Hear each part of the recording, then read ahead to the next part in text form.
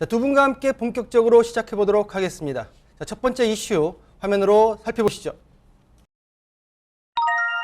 한미 간 기준금리 재역전, 부동산 시장 파장은입니다. 자, 미국이 3연속 자이언트 스텝과 더불어서 글로벌 국가들의 금리 인상이 예상되고 있는데요. 자, 평론가님, 네.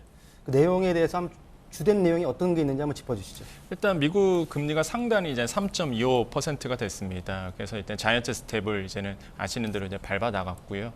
근데 사실 자이언트 스텝에 대한 거는 시장에서 어느 정도 선 반영된 부분이 있었는데 사실 왜 이게 이슈가 됐냐면 사실 파월 의장의 목소리였거든요. 굉장히 매파적인 발언이 나왔고 시장에서 예상과 벗어나서 심각한 어떤 긴축을 단행할 것이다라고 목소리가 나왔기 때문에 사실 시장에서 이제는 깜짝 반응을 했다라고 보시면 되겠습니다. 그래서 이제 강달러 현상이 계속적으로 지속이 되고 있고요. 이런 강달러 현상 지속 속에서 모든 나라들의 통화가 약세가 기록을 하면서 이 환율에 대한 문제도 동시에 일어나고 있다라고 보시면 되겠습니다. 파월 의장의 목소리가 생각보다 너무나 매파적이어서 시장에서 사실 굉장히 어느 정도로 반응해야 될지 갈팡질팡했던 부분이 사실 있었고요. 이런 FOMC 회의 이후에 변동성이 굉장히 심해졌다고 보시면 되겠습니다. 사실 뭐 미국 계속적으로 기준금리를 올리잖아요. 그럼 우리나라도 기준금리 따라 올릴 수밖에 없고, 특히 이제 영국 같은 경우에도 또 올렸죠. 영국 같은 경우에도 이제 빅스텝을 단행하기도 했었고요. 또한 스위스도 마찬가지입니다. 0.75% 올리면서 자이언트 스텝에 나섰거든요. 그래서 모든 나라들이 지금 금리 인상으로 이제는 강달러, 한마디로 미국의 연준의 어떤 기준금리를 쫓아가고 있다, 이렇게 보시면 되겠습니다. 미국이 자이언트 스텝을 단행을 했고요. 네. 또 주요 또 국가들 같은 경우에도 자이언트 스텝을 좀 같이 따라가고 있는데, 네. 자, 교수님, 우리나라도 일단은 금리를 인상할 수밖에 없는 여건인 것 같습니다. 네. 과연 어느 선까지 인상을 해야 할 거라고 예측이 가능한가요? 근데 저는 하는 총재가 굉장히 중요한 저는 실언이라면 실언을 저는 했다고 봐요. 예. 뭐라고 했냐면 한 달 전서부터 우리는 미국 금리 올리더라도 미국만큼 못 올린다. 베이비 스텝을 이야기를 했단 말이에요. 예, 예. 근데 미국이 0.5를 올릴 때 우리가 베이비 스텝으로 0.25 올려도 문제인데 0.75를 두 번이나 올린 상황에서 아마 하는 총재는 이제는 더 이상 그렇게 못 올리겠지라고 생각을 했던 것 같아요. 저는 굉장한 실수다, 이게. 물론 엊그저께 변명을 하긴 했어요. 아, 미국이 좀 생각보다 많이 올리니까 뭐 우리도 좀 앞으로 베이비 스텝보다는 더 올리겠다, 이런 말을 했지만은 하는 총재가 그렇게 베이비 스텝으로 올리겠다라고 말을 한 것은 지금 환율 불안에 저는 가장 큰 원인이 되고 있다.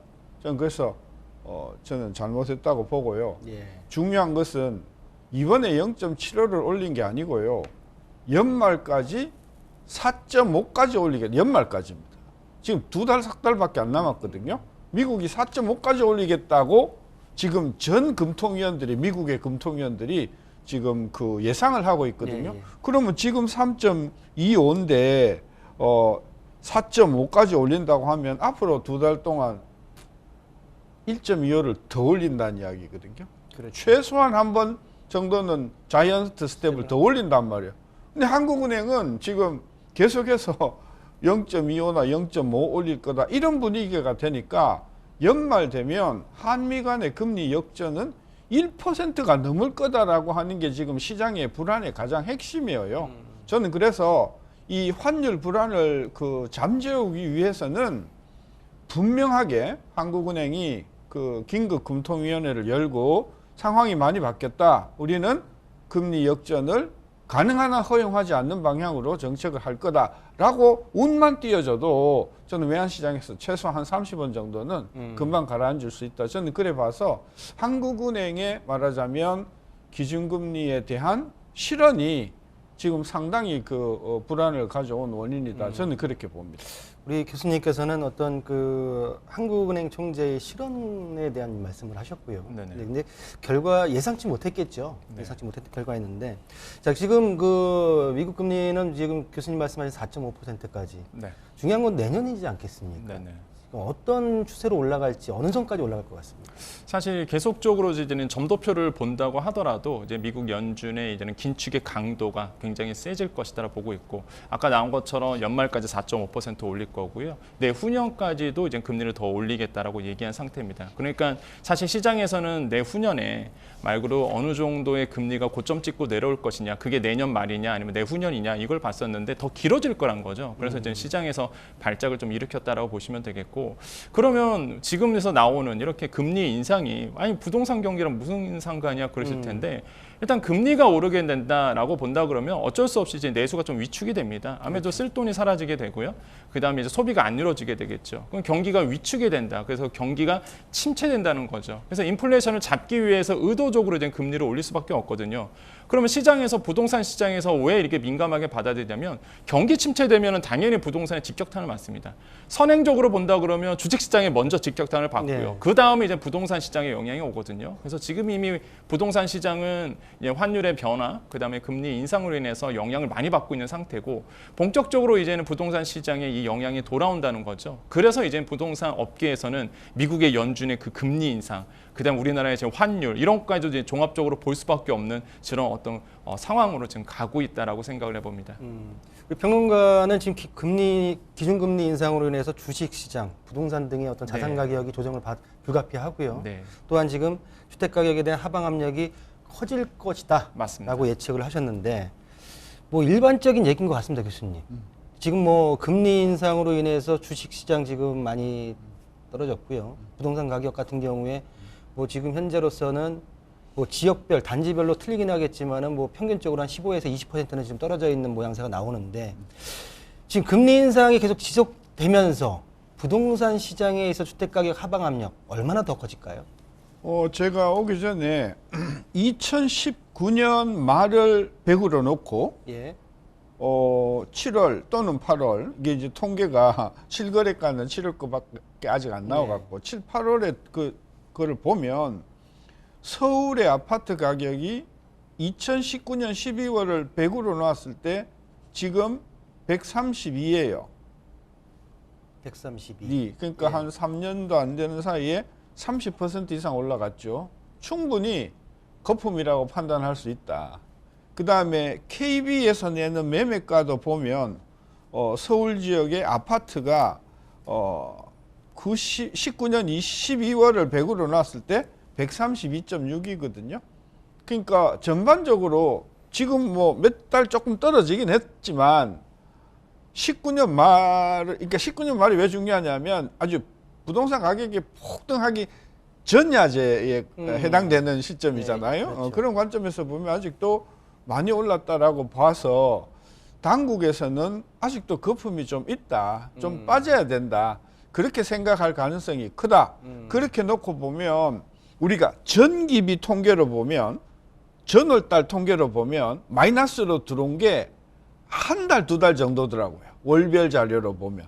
주별로는 뭐 좀 길지만, 따라서 당국에서는 좀 더 빠져야 된다라고 생각을 하는 거 아니냐. 지금 그 말씀은 지금 최근에 국토부 장관이 네, 말씀하셨던 네, 내용을 비춰봤을 때는 그렇죠. 아직까지는 더 빠져야 된다. 그렇죠. 우리가 라고 하는 지난 시간에 제가 뭐라고 말씀드렸냐면, 이거 너무 빠지기 전에 정부가 이거는 좀 심각하게 빠지는 거다, 워닝을 좀 줘야 된다. 그걸 우리가 지난달에 이야기를 했는데, 한 달 사이에 그 관계자들은 아직도 좀 더 빠져야 된다.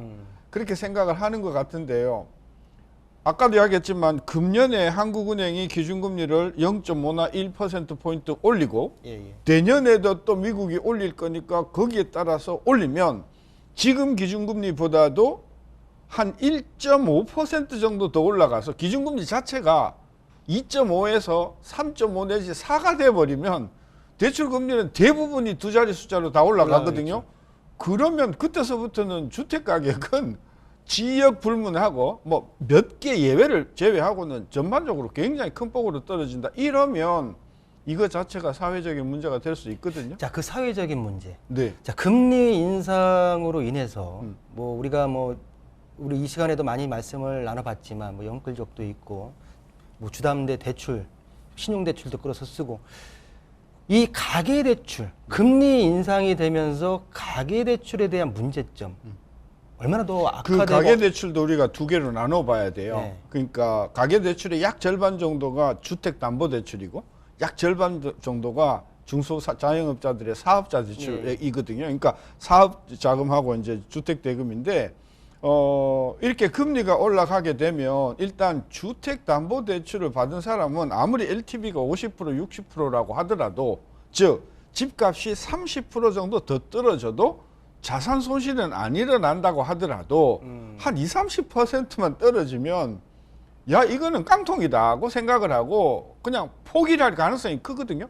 던진다고. 예. 그럼 아니 그러니까 대출금을 안 갚아버리는 거죠. 집 너가 마음대로 가서 해결해라. 이렇게 돼버리면 이게 전부 다 이제 금융기관으로 전이할 수가 있잖아요. 네. 그것도 하나 있고 그다음에 아주 진짜 건전한 마음으로 조금 부담이 되지만 집을 샀는데 예를 들어서 4억에 샀는데 2억을 빌렸는데 아 이게 3억으로 떨어져 가지고 1억 이상의 손실을 보게 되면 그 집을 산 사람들의 심적인 고통은 이거는 사회적으로 굉장히 클 거다. 그리고 그 숫자가 1, 20만 명이 아니고 수십만 명이 될 것 아니겠어요. 그런 면에서 저는 지금쯤 국토부에서는 주택 가격이 더 떨어지면 뭔가 어떤 주택 가격을 안정시킬 수 있는 조치를 취하겠다고 이렇게 운을 띄워줘야 이게 살 사람들이 아 그래? 이제 조만간 바닥을 찍겠구나 할 텐데 지금은 자유낙하거든요.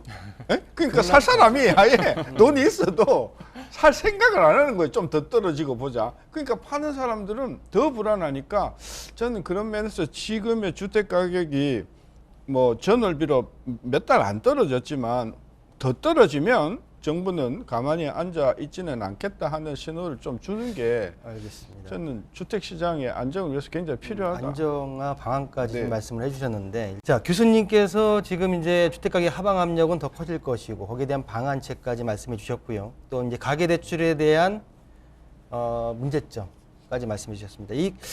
자 금리 인상에 있어 우리 서민들한테 다가오는 피부에 다가오는 네. 이제 그 이자 부담, 네. 가계대출에 대한 부담일 텐데 이런 전반적으로 부동산과 연계했을 때 네. 과연 무섭게 지금 이제 환율은 오를 것이고 금리가 오르는 상황 속에서 부동산과 그리고 서민들의 어떤 가계대출 전반적으로 어떻게 평가하시는지 말씀해 주시죠. 일단 삶의 질이 떨어지죠. 그러니까 금리가 오른다는 얘기는 아까 말씀하신 것처럼 이제 대출 금리가 이제 쫓아가서 오르게 됩니다. 지금의 시중 금리요, 9월 말로 본다 그러면 지금 뭐 6%, 뭐 연말 가서는 뭐 8%짜리 나올 수도 있다 이런 얘기가 나오거든요. 그러니까 지금 주담대 받으신 분들 같은 경우는 변동금리가 거의 한 70% 다 넘어가신 분들인데 그렇게 금리가 계속적으로 인상기로 있으면 이제 주담대 금리 오르게 되면 삶의 질이 떨어지는데요. 무엇보다 지금 채권금리가 많이 오르고 있습니다. 이제 채권금리가 오르다 보니까 쫓아갈 수밖에 없어요. 주담대 금리도. 그러다 보니까 사실 앞으로 계속적으로 이제 금리 상승은 예고돼 있는 상태에서 그러면 이제는 대출을 받으신 분들, 특히 이제는 영끌하신 분들 입장에서는 내가 쓸 돈이 그만큼 그러니까 처분 가능 소득이 줄어들다 보니까 당연히 이제는 내가 먹고 싶은 거 못 먹게 되고 쓰고 싶은 거 못 쓰다 보니까 삶의 질이 좀 떨어질 수밖에 없는 상황으로 갈 것이다. 그래서 지금 상황으로서는 지금 시장이 굉장히 혼란한 가운데 있습니다. 지금 변동성이 굉장히 심한 시장이기 때문에 지금 주담대 받으신 분 같은 경우는 그래서 정책 자금이 지금 나오고 있잖아요. 안심전환 대출이라든지 물론 좀 기준이 좀 까다롭지만은 해당되신 분들 같은 경우는 이렇게 정부가 마련한 정책 자금 같은 것들 꼭 활용해 주시는 것이 지금 상황은 굉장히 유리하지 않을까 좀 생각을 해봅니다. 자, 우리 두 분의 의견을 첫 번째 이슈로 한미 간 기준금리 역전에 따른 부동산 시장 파장에 대해서 살펴봤습니다.